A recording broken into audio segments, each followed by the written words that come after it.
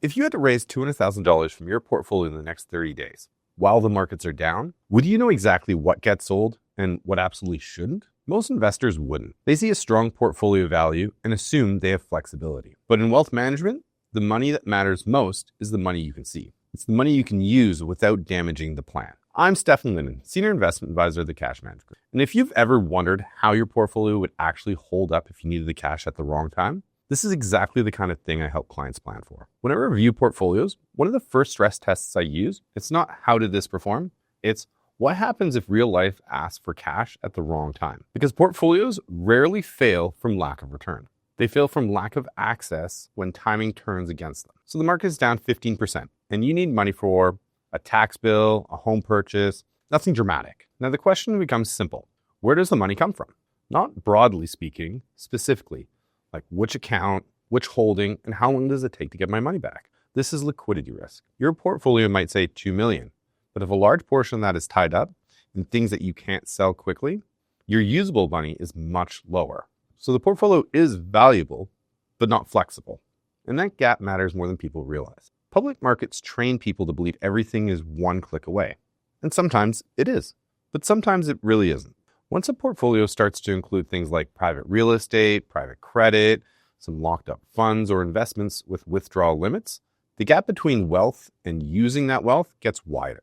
So a portfolio can look diversified and still be trapped because the market doesn't need to crash just to create pressure.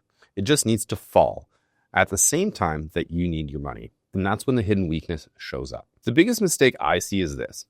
Investors build for growth first and access second. And that works fine for a while until it doesn't. Because once the withdrawals begin or retirement gets closer and timing starts to matter more, this is sequence risk.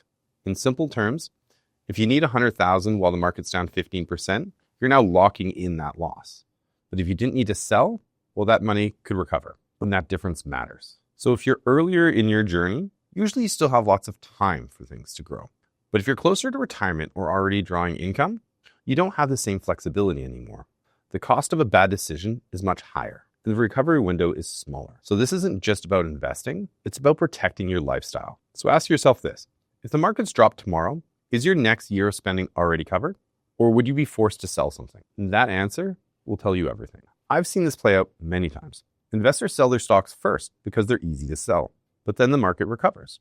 And those were the assets that bounced back. Meanwhile, the assets that they actually wanted to sell, well, they're stuck. And that's not a market problem, that's a design problem. And here's something most people miss. Some of the calmest looking investments aren't actually safer. They just update slower. So when the market drops, the volatile assets show losses first and get sold first, while the less liquid assets stay untouched. And after the sale, the portfolio is often less flexible than it was before. A portfolio can be wealthy and still be trapped. So how do you fix this? Let's think of it like this. Some money is like cash in your wallet. Some is like money in your bank account, and some is like a house. One you can use instantly, one takes a bit of time, and one takes much longer. So the mistake is treating all of it like it's the same. Here's how we separate it. Layer 1, operating capital. This is money for the next 12 months. Living expenses, tax payments, planned purchases. This money is not about return, it's about certainty. It protects your lifestyle from the market. Layer 2 is flex capital. This is money you can access with some notice. Not instantly, but reasonably. This is what gives you options. It lets you rebalance, wait, make decisions instead of reacting under pressure. And layer 3 is patient capital. This is long-term money. Money you truly don't need soon. And be honest here, if there's even a chance you'll need it in the next 5 years, it doesn't belong in this layer. This is where less liquid strategies can make sense because now timelines can match investment. So to be clear, being patient is a strategy, but being forced to be patient, well, that's just a risk. And that's the difference.